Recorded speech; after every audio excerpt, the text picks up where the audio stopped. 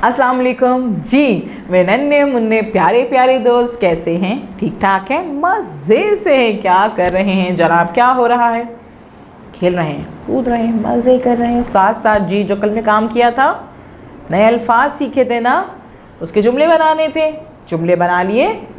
बना लिए। वाह, वही जुमले बनाए हैं जो मैंने बताए थे या नए जुमले बना लिए? कुछ मेरे बताए हुए जुमले बनाए थे और कुछ नए जुमले बनाए हैं। वाह भाई ज़बरदस्त। ये अच्छी बात हुई ना कि खुद से भी कुछ जुमले बनाए हैं, खुद से भी कुछ सोचा। ये तो बहुत अच्छी बात है भाई। मेरे दोस्त तो बहुत अच्छे बच्चे हो गए हैं, खुद से जुमले बनाने लगे हैं। चलिए जी जनाब, अब वादे के मुताबिक आज मैं सुनाऊंगी आपको नई नई कहानी। मज़े की कहानी है, डायरी है, नज़म है, क्या है अभी तो नहीं पता, देखते हैं। किताब खोलेंगे तो पता चलेगा। तो जनाब खोल लीजिए अपनी किताब, सफ़ा नंबर 70 और 71 खुल गया है हमारा। और यहाँ पे मौजूद है बाब नंबर 11 और यहाँ पे मौजूद है कहानी हमारी जो मुझे लग रही है, क्या मुझे ऐसा लग रहा है कि शायद ये डायरी है, ये किसी की डायरी लग रही है। पहले ये पढ़ते हैं फिर पता करते हैं ये डायरी है, ये कहानी है या नज़म है। ठीक है, इस कहानी का, इस सबक का नाम है शेरू और मैं। शेरू और मैं यहाँ पे नज़र आ रहे हैं आपको शेरू साहब जो कि दरख्त की शाख पे बैठे हैं, दरख्त की शाख पे बैठे हैं। अब कल हम अगर नए अल्फाज में शाख नहीं समझते, हमें समझ में नहीं आता भाई कहाँ बैठे हुए हैं, है ना। लेकिन अब तो आपको समझ में आ गया है कि ये दरख्त की टहनी पे, शाख पे बैठे हुए हैं शेरू साहब, दरख्त मौजूद है। क्या हो रहा है इस सबक में, इस कहानी में, पढ़ते हैं, समझते हैं। चलें जी। आज तो हमारे शेरू ने हद ही कर दी। चोटी पर पहुंचकर याद आया कि उसे दरख्त पर चढ़ना तो आता है, उतरना नहीं आता। शाख हवा से झूली तो डर गया। इतनी ऊंचाई! दरख्त से नीचे देखा जी तो लगा म्याऊं म्याऊं करने। मसला अब उतरने का था। फैसला हुआ कि मैं चढ़ूं। अब्बू ने पहले शाख पर बिठाया, साथ में कह भी दिया कि अब नीचे ना देखना वरना डर लगेगा। मैं देख भाल कर टांग जमाता, हाथ डालता, कोई 15 मिनट में शेरू तक पहुंच गया। जी जनाब, शेरू तक पहुंच गया। क्या हुआ था भाई, शेरू साहब जो है वो ऊपर पहुंच गए थे और शेरू साहब जो है ऊपर पहुंचने के बाद उनको याद आया कि वो पढ़ तो गए, पहुंच तो गए, लेकिन नीचे तो नाता ही नहीं है उन्हें, तो वो झूल गए भाई, झूल गए जनाब और करने लगे म्याऊं म्याऊं।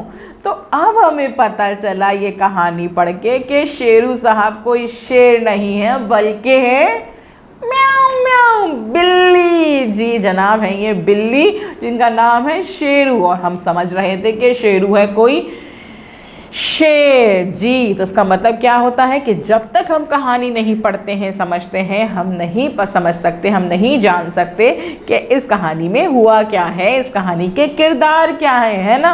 समझ में आया आपको? जी, ये होता है कहानी पढ़ने का फ़ायदा। तो फिर क्या हुआ था, अब्बू ने पहले शाख पर बिठाया जी और कह दिया कि अब नीचे ना देखना वरना डर लगेगा। मैं देखभाल कर टांग जमाता, हाथ डालता, कोई 15 मिनट में शेरू तक पहुंचा। तो यानी कि जिस स्टाइल में, जिस तरह ये कहानी बन रही है, तो मुझे ये लग रहा है ये किसी की डायरी है जो कि हाल बता रहा है अपना उस दिन का कि जब शेरू चढ़ गया था शाख पे, दरख्त की शाख पे ऊंचा पहुंच गया था, उसको उतरना नहीं आ रहा था, तो उनके अब्बू ने जो है उन्हें ऊपर चढ़ाया ताकि तुम ऊपर चढ़ के ऊपर जाओ, चढ़ते जाओ शाख पे और शेरू को नीचे लेकर आओ, है ना। कहानी के अंदाज से मुझे यही लग रहा है ये है किसी एक दिन की डायरी। जी, आगे देखते हैं क्या हो रहा है इसमें।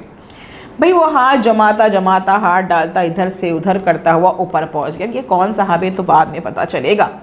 मैंने किसी को नहीं बताया, सिर्फ तुम्हें बता रहा हूँ।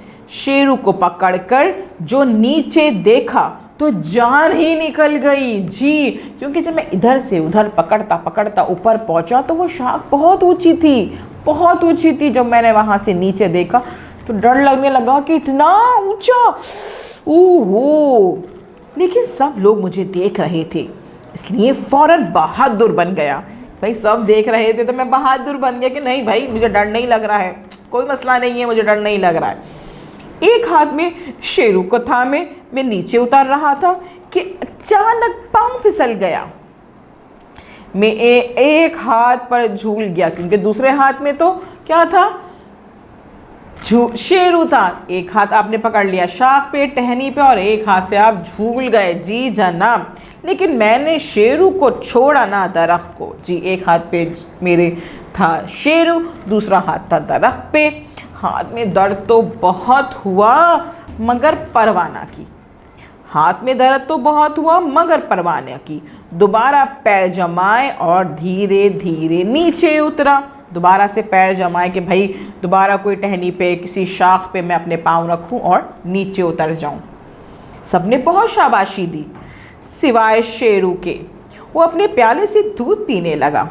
इस वक्त रात के 9 बज रहे थे। हाथ में अभी तक दर्द है, ओहो, लेकिन मैं फिर भी लिख रहा हूँ। ये सब तुम्हें बताए बगैर नींद थोड़ी आनी थी।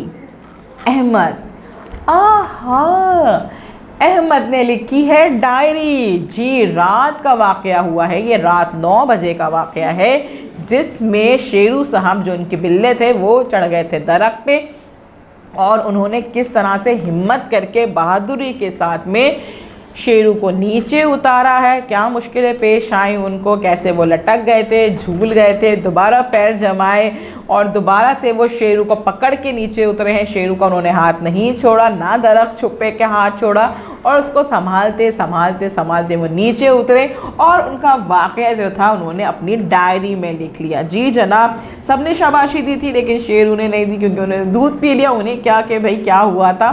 तो जनाब उन्होंने लिखी डायरी। हाथ में बहुत दर्द, क्योंकि जब झूला उन्होंने एक हाथ से पकड़ा तो दर्द तो हुआ, लेकिन उन्होंने छोड़ा नहीं दरख्त को, क्योंकि वो हौसले से काम कर रहे थे, बहादुरी से काम कर रहे थे। देखिए जनाब, ये होता है फ़ायदा डायरी लिखने का। अगर अहमद साहब ये डायरी नहीं लिखते, ये वाक़या अपनी डायरी में नोट नहीं करते, तो हमें इतने मज़े का वाक़या कैसे पता चलता। तो आप भी लिखा करें डायरी, जैसे कि अहमद साहब लिखते हैं डायरी। और क्या करेंगे, हम इस वीडियो को बार बार देखेंगे ताकि हमें पता चले कि डायरी किस तरह से लिखी जाती है, और इस वाक़े को दोबारा से एंजॉय करें। और इसके बाद ये वाक़या सुनाइए अपने दोस्तों को, ये डायरी सुनाइए अपने दोस्तों को, मम्मा बाबा को, कि भाई अहमद की डायरी का वाक़या एक आज फिर हम आपको बता रहे हैं, सुना रहे हैं, उनको भी मज़ा आएगा। और टीचर को भी सुनाइएगा अपने कि भाई अहमद की डायरी में क्या हुआ। कल हम मिलेंगे नए काम के साथ। अल्लाह हाफिज़।